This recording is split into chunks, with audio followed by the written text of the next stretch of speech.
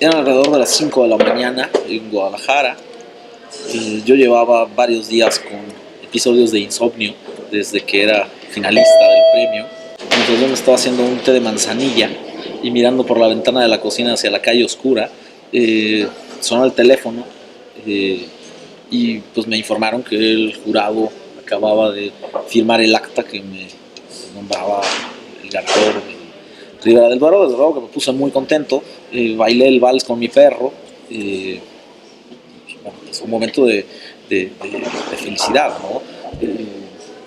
Yo nunca he escrito pensando en lo que pueda suceder con los textos que escribo, si van a ser populares o exitosos.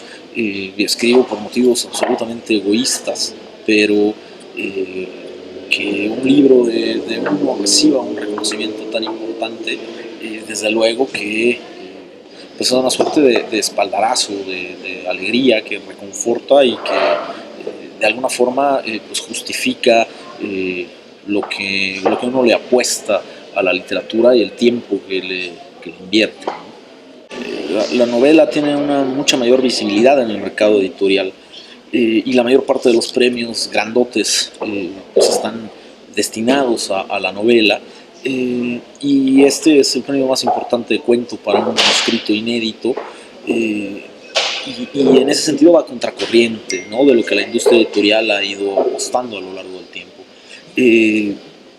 Eso desde luego que convierte al premio Ribera del Duero y a la apuesta que ha hecho Páginas de Espuma, la editorial que está asociada al premio por el cuento desde hace muchos años. Me parece a mí que lo pone pues en la primera línea de darle visibilidad y de buscar que se reconozca que la tradición cuentística en español es cuando menos tan importante como la de novela, ¿no? Y en torno a la estructura del libro, yo esencialmente lo concebí como una forma de romper esa especie de dicotomía que mencionabas, en la que en un libro de cuentos el lector pues tiene que estar comenzando una y otra vez, volviendo de cero. Te plantea un pequeño universo ficticio que se cierra en el cuento y tienes que volver a comenzar con otra cosa, ¿no? Eso puede ser interesantísimo, hay libros sensacionales que son de esa forma, pero a mí me apetecía intentar una estructura en la que de un cuento a otro se retuvieran ciertas cosas, hubiera ecos, hubiera lazos, ciertos personajes en común, y que el lector no volviera a comenzar de cero, sino que ya tuviera esa especie de música que le va quedando en el oído entre un cuento y otro. No es una novela partida en rebanadas, nunca se pensó ni se ejecutó un solo segundo como novela. Incluso estaba antes la idea de la estructura de los cuentos relacionados, antes de saber exactamente esos cuentos, pues qué elementos iban a tener y qué iba a suceder, ¿no? Primero fue la estructura y después lo demás. Yo creo que se está cambiando lentamente como son todos estos cambios, pero hace 5 años, 6 años era casi impensable que un gran sello publicara el libro de cuentos de un autor que no fuera un consagrado, pero además incluso ese consagrado a la editorial le hacía notar como que le hacía una especie de favor al publicarle unos cuentos, ¿no? Algunas mentes brillantes con Excel habían sacado cifras y se habían dado cuenta que no querían apostarle a los cuentos porque daban menos beneficio quizá que un novelón de 600 páginas, que saca pues mayor recuperación económica al sello, ¿no? Pero eso desde luego que no tiene nada que ver con la creación ni con lo que está sucediendo en Hispanoamérica con el cuento, que como ya te decía, estoy convencido de que es una forma extremadamente robusta y vigorosa, sobre todo en América Latina y especialmente en América Latina. Creo que la cosa ha empezado a cambiar. Esto no significa que ya esté todo absolutamente resuelto, todavía falta mucho en ese sentido, todavía sigue siendo muy difícil para los escritores publicar libros de cuentos, encontrar editores que le apuesten. Todavía quienes nos dedicamos a la narrativa y escribimos tanto novelas como cuentos, pues nuestros propios editores en muchas ocasiones nos dicen así como, bueno, sí, muy bien tus cuentos, pero ¿para cuándo la novela, no? Como a estas parejas que les preguntan, ¿y para cuándo el niño? Pues ¿para cuándo la novela? Porque de verdad que hay mucha producción cuentística sumamente interesante y que no hay un correlato entre lo que se está produciendo y lo que uno ve de pronto en las mesas de novedades, ¿no? Pero también creo que el hecho de que haya crecido la edición independiente, que se diversifique el mercado, aunque por un lado se está como apretando y los grupos grandes se vuelven cada vez más grandes, pero a la vez hay una mayor diversidad de editoriales independientes que tienden a ser más arriesgadas, ¿no? Y bueno, también pues en los grandes grupos de pronto hay buenos editores con mucha mayor conciencia literaria que no le hacen tanto caso al Excel y que le apuestan a los libros de cuentos, y lo hemos visto recientemente que algunos autores han publicado buenos libros de cuentos también en sellos grandes, ¿no? Yo creo que es algo que es absolutamente voluntario. Yo no creo que uno firme una especie de convenio que lo obligue a nada. Lo mismo que creo que nadie está obligado a escribir de la realidad o a escribir de mundos ficticios. Nadie está obligado a nada. Nada en literatura está escrito en piedra. Y todo me parece que se tiene que comprender a partir de los textos y de los resultados de los textos, más que de perspectivas o de ideologías externas a la literatura. Lo que me parece que sucede en el libro con el personaje de Murray es que a él la literatura le da la posibilidad de emborronar su propio pasado, de reescribirlo, de reinventarlo, y lo que él extrae de ese pasado es esa identidad como escritor. La palabra mentira tiene unas connotaciones éticas que son desagradables y por eso bordamos para darle otro tipo de connotaciones, ¿no? La propia palabra ficción, creación, recreación, reimaginación, decimos muchas cosas para no decir mentira, ¿no? La ficción es mentir. No todas las mentiras tienen el trasfondo de traición que nosotros le asociamos a la palabra, ¿no? Los niños que están jugando y dicen que son el Capitán América no son el Capitán América. Juegan a que son el Capitán América, que es algo distinto. Y ese hace que la mentira para mí tenga un elemento lúdico que me parece sumamente atractivo, ¿no? Y también creo que a la literatura le hace falta un cierto carácter canalla que siempre ha tenido. Los escritores no tienen por qué ser los adalides de la sociedad, los escritores no tienen por qué ser las mejores personas posibles.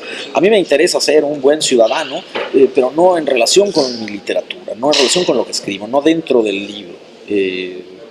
Pago mis impuestos, no agredo a mis vecinos, trato de tomar las decisiones políticas más responsables, no le creo al poder institucional y me mantengo lo más alejado que puedo de él.